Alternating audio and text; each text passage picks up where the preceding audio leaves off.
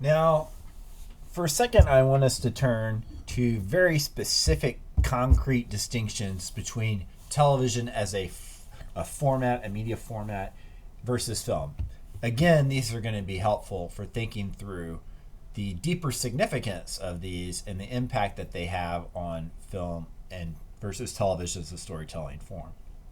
So, first of all, the biggest difference for a very long time was simply screen size. Film, movie theaters versus television. And historically, when the movie studios were trying to compete with TV, they loved to draw comparisons. And the 50s when TV debuted, that's the era when we first got widescreen formats in film, right? But aside from that being a pretty simple thing to grasp, the idea that a TV is smaller than a film screen, think about how this has definite impact on the way you tell stories. If you have a gigantic screen, like in film, you can have lots of big, wide landscape shots. You can see big, fantastic, action packed events take place on a large screen. Whereas if you try to watch that on a TV, it's really hard to see things. Okay? So, screen size, that difference in screen size, ultimately doesn't have an impact just on how we see things, but on the kinds of stories that we tell and what those stories tend to be about. In the case of film, the 50s is one of the golden eras of westerns, and that made sense with a big widescreen. You could have these huge exterior shots. Not so easy to do on TV, right? TV has been more about people. Smaller, you can see people, you can see their faces.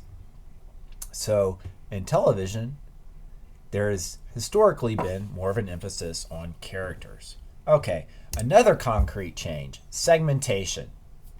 Um, More specifically, commercial segmentation.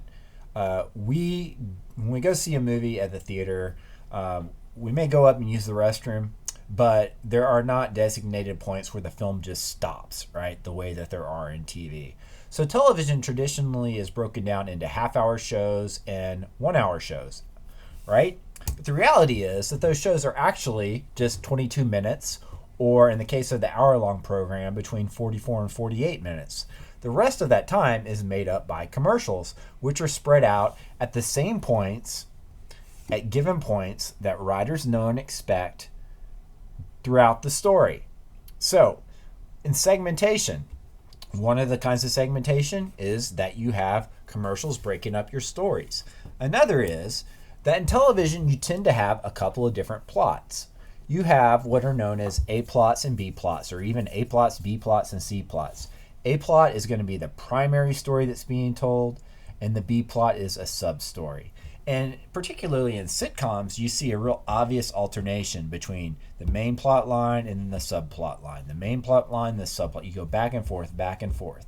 Some shows, like Seinfeld is a classic example of this, you have an A plot, B plot, C plot, D plot, and then by the very last scene of the episode, all these things come together somehow. That's another way in which television is segmented. One thing that this leads to is that we have many cliffhangers. So this term cliffhanger comes from serial films long ago, which would actually end with some great big action piece where someone's hanging from a cliff and we don't know if they're going to live or die, and we have to wait till the next episode to find out. Well, on television, we have many cliffhangers before commercials to keep us watching. Pay attention, watch some commercial TV, and you're going to notice that right before a commercial, things get really dramatic.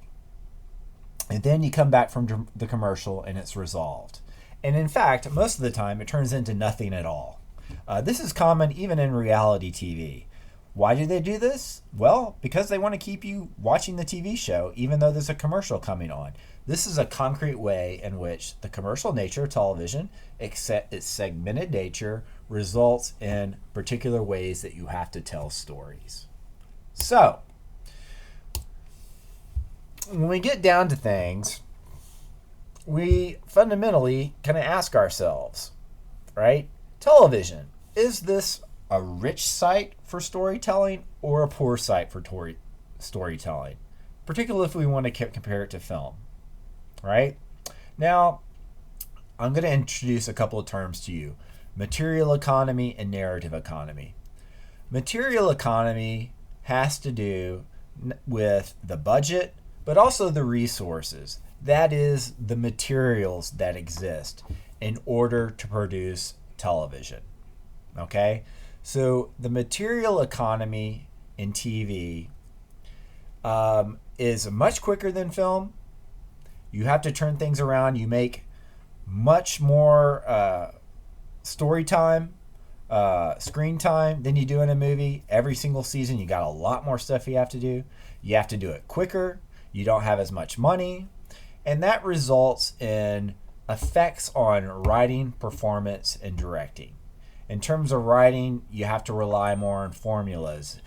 Actors that are performing, they don't have enough time, they don't have the same amount of time to rehearse their performances as you have in theater or even in film.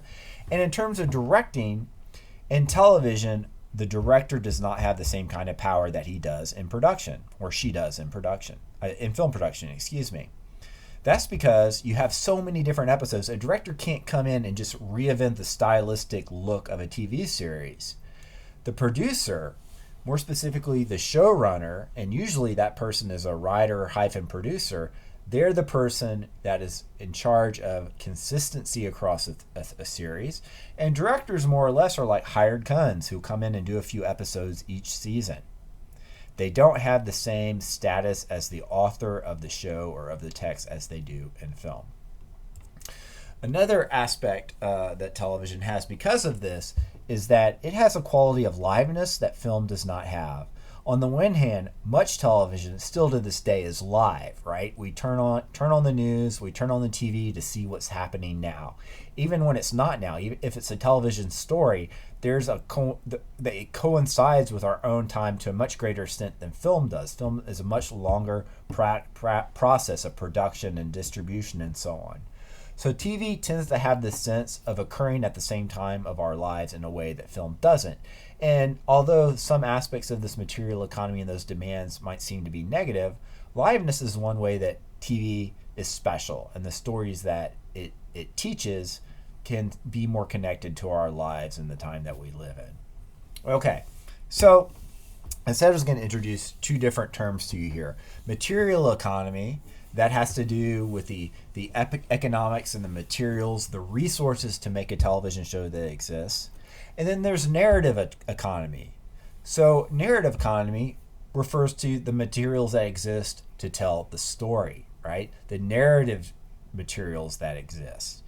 And with television, because you're producing so many episodes, and because you potentially have seriality where you don't have to finish everything off in each episode, where you can continue from one to the next, the narrative economy of television is really rich potentially. You have a lot more resources than you do in film because you've got so much time to fill up, potentially infinite amount of time. Versus being locked down to where you have to tell your entire story in just 2 hours, so the way that you do in most movies. So while television may be poor in its material economy, it is potentially very rich in its narrative economy. So I've mentioned some of these, but I'll lie them all out here to just kind of reiterate.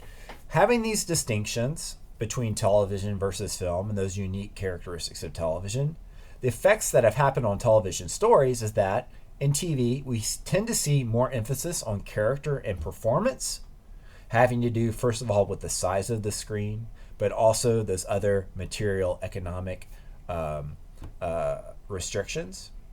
There tends to be not as big a spectacle with TV, both having to do with the media itself being a smaller screen, as well as with the amount of money that's available to produce spectacles. Now, I'll pause for a second. Television budgets have grown in tremendous amounts recently, with some shows anyway. And sometimes that's good, and sometimes it's not so good. So one of the things that I think was kind of funny in the last couple of years is probably a lot of you were fans of Game of Thrones and watched Game of Thrones. And if you were, you'll recall that in the last season there was a huge battle. that took place at night. And a lot of fans were disappointed and said that they couldn't see it. It was hard to watch what was going on in this enormous battle that cost tons and tons of money. And the cinematographer who was in charge of shooting this said, "Oh, well, that's too bad. They're not watching correctly. I shot this like a film." And that just shows that he was being overly arrogant and didn't realize that actually you can't shoot television like film. Television is a different medium. It doesn't work out. It's not just about spending money. It's also about the format itself. Okay, that was my diversion into taking a pot shot at Game of Thrones, which the last season sucked. I think we can all agree. Okay, number 3, story formulas and conventions. What this means is that you have certain kinds of stories, you have conventional, certain types of characters, even kind of gimmicks, formulas that are often repeated across different shows, reliable things that you can go to because you have to write so many different stories. Number 4, this is really the key one that I want to emphasize. You have the potential for duration and depth. You don't have to be a serial program, but because you have to produce so much content, there's the potential to really delve into lots of different characters and depth with those characters. Or not. You can remain episodic and not do that, but there's a potential for duration and depth. Duration of stories, depth of character, depth of stories, depth of narrative. The potential exists that is much greater than in film.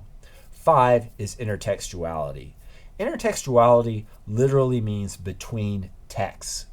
In television, because it is produced quickly, because there's so much of it, but because it kind of exists together in this world where we have entertainment, news, all mixed together, television refers to other TV and other popular culture like film to a greater extent than film does. And that's kind of interesting. It's another way in which television responds to our world, and we're accustomed and used to it responding to our world in a way that we don't see other formats, even film, do so much.